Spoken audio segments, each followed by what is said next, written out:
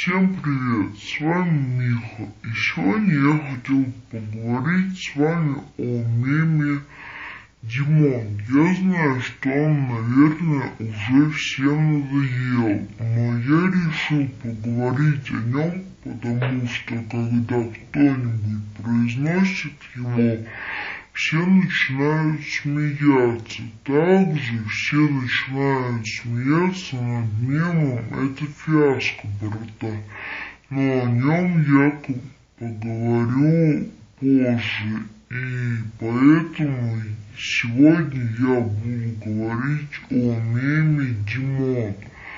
Как по мне, этот мем очень смешной, но он не имел бы и половину своего успеха без музыки в конце, которая говорит о том, что происходит после слов Димон.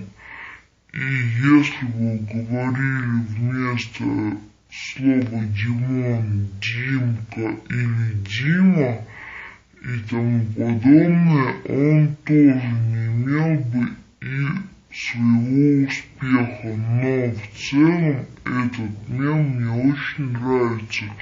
Ну а с вами был Миха. Всем пока.